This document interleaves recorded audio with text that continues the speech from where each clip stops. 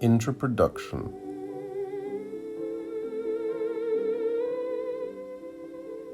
What's in a meme? The internet proffers almost an infinity of answers, mostly by way of examples, which go on to teasingly court and taskingly contort definition in myriad ways, leaving memeing an enigmatic signifier and memes sublime objects, to say the least.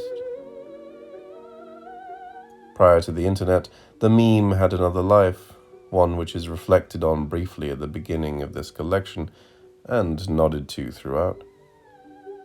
Conceptually born into this world as an eminently adaptable element, it has to be remembered that this entails not only being adaptable to new conditions, but adaptable by them.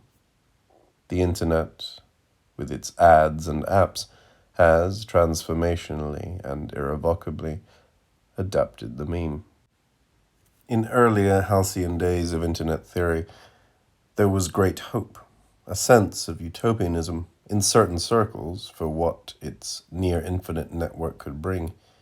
It is often suggested now that this hope is a rose-tinted and premature misfiring, along the lines of the trope of the internet being the greatest resource pool of and tool for knowledge, but getting used primarily for porn and funny pictures of cats. But hope should not too readily be conflated with naivete.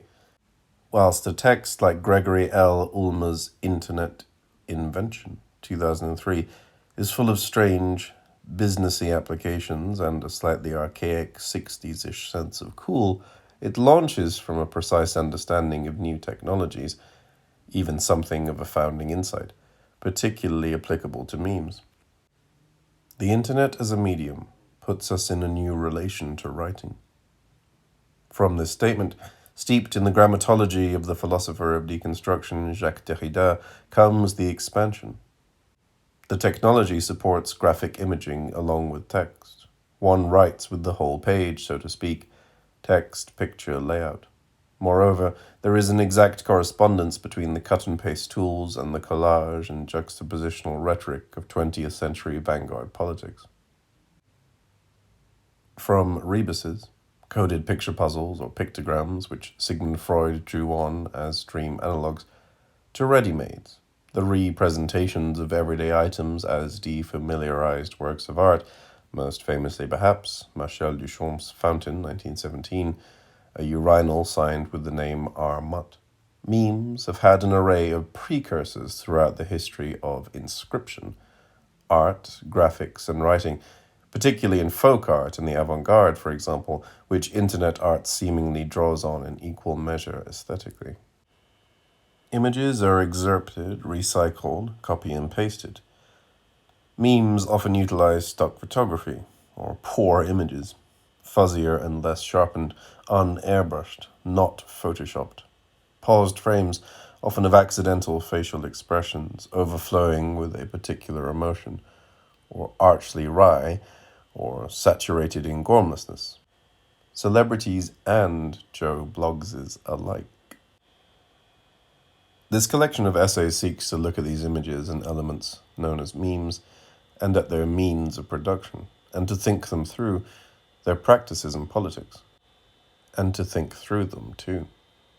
We aim to look at the work memes do, and what structures that work, and the uses to which they are put, culturally and politically, how they enter into the service of politics, how they politicize, what they produce, and what that production is for or gets used for, and at the dialectic between online phenomena and IRL, in real-life phenomena, how political entities, statist and governmental, interact with online culture, how they fail to, what of their ideologies seeps through into it, how these ideologies are modified by it, where hegemony lies in these regards, how to seize memes as future building blocks, what to head towards. In Akala's Natives, he states, while the overtly racist regimes have fallen, One only has to spend a little time on the internet, looking at comments on videos or following social media threads about migrants, police brutality, terrorism, or any other potentially racialized issue, to see that the issue of race and racial hierarchy is perhaps as strong as it ever was for many millions of people today. In this highlighted side of the internet has begun to do the work of those racist regimes for them. This is so often, sadly, where that hope referred to earlier has ended up. In parallel, in terms of memic presentation, we might trace the famous image of Barack Obama over the word hope, ending up in Donald Trump and Pepe the Frog in the US. The essays in this collection analyze this state of affairs and envisage how to re-envisage things, reimagine them, re-image them. Bookended by two manifestos, the loose trajectory to the contributions presentation herein takes us from memic origins through memic possibilities, imaginaries, utopias, action plans, to online culture wars and beyond, punctuated with occasional interludes and oddities. Dominic Pettman's Memetic Desire, 20 Theses on Posthumanism, Political Affect and Proliferation, sets the scene for memes, outlining the technological, virtual, human, and post-human contexts of memic production and political affectivity. This is followed by Roy Christopher's Deliberation, in part a historicity that tracks memes from their conceptual origins in the work of Richard Dawkins to their prevalence on the internet, which offers an introductory overview to the work to follow. Bogna M. Konior's Apocalypse Memes for the Anthropocene God, Mediating Crisis and the Memetic Body Politic, is an astounding odyssey of a tabulation of trends in meme production that reflect on a truly cosmological scale, in which memes are like monads of a gargantuan conceptology, encompassing everything from the Anthropocene to the apocalypse. Lightening the load, J. Owens's Enlightening Post-Authenticity and the Ironic Truths of Meme Culture delivers an astute assessment of how authenticity is re-evaluated in meming, how irony is marshaled and gone beyond, and how new generations interact with the internet. The teens of memes. My own contribution looks at political and intersectional themes in memes through their reliance on form, content, and structure. Eric Williams's article specifically focuses on the theory of anthropological philosopher René Girard in relation to memes, relevance, and desire, down through the ages to the aegis of the internet, and takes the form of something like an elegy as emoji. Roisin Kiberd's Chaotic Good takes alignment charts from the game Dungeons and Dragons and their memed forms, and relays them against the online categorization of people, ourselves as internet users included. The next article, by Tom Whyman, keys his passion for The Simpsons into internet culture and extrapolates from it fascinating analyses of equally fascinating Simpsons practices, Simpsons wave music and seas of shitposting, exploring memic nostalgias for lost futures and the creations of alternative spaces. After this, we delve into the meme-making world itself, with an insider interview with the admins of the non-existent existentialist memes meme group conducted by Angus Reoch, fashioning a cap from a page of Camus, as Joanna Newsom once put it. Then we hop into a corporate world quite distinct from that belonging to proletarian and lumpen proletarian meme producers. Yvette Granata's survey of memes takes into account their labor power and that used to create them, and revolves around the American fast food restaurant chain Wendy's weird foray into the realm of memes, looking to use meme magic in their advertising, but really rather forcing Pepe, the racist frog, to become their #1 burger flipper. Patricia Reed's Mesomimetics, Service Fetishism and Deep Mediation is a deep meditation on meme production and its types of labor, relayed against Marxist and post-Marxist theoretic frameworks. In so many ways, it thoroughly interrogates both elements of this book's title. Scott and Mackenzie Wark's essay continues in a similar vein and carries over similar themes. Like Marx's own second volume of Capital, its main preoccupation is circulation, and it uses this as a grid on which it decodes meme magic and its fetishizations.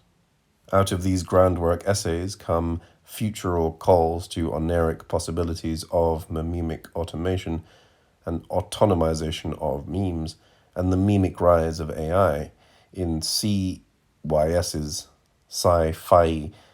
In the future, the means of production will own themselves. And a machinic loving grace in Tom Hobson and Kayal Modi's imaginative work on fully automated luxury communism and fully automated luxury gay space communism, written specifically in relation to UK left politics and its online manifestations and momentum.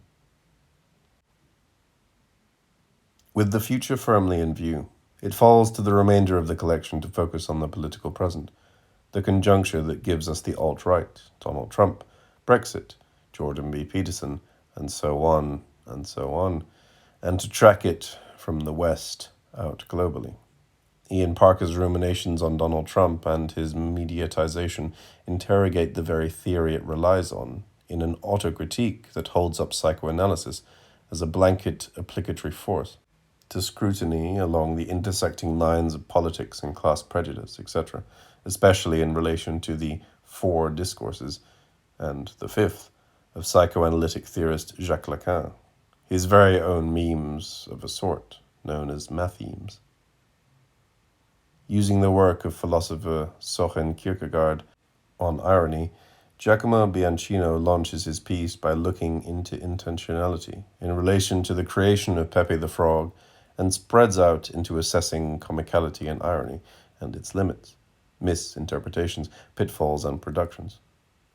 Beginning similarly, Gabriele de Seta's penultimate essay trajectorially shifts to show appropriations and reinterpretations of Pepe in China.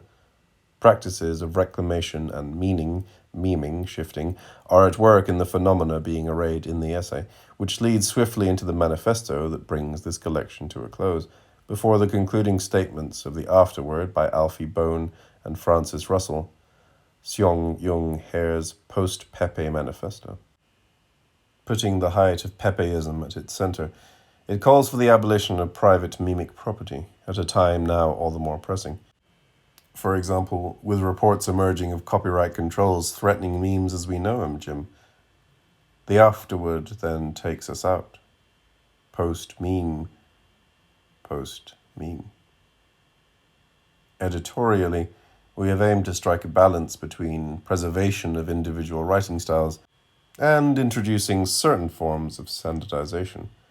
We hope that the text reads fluidly and fluently as a result.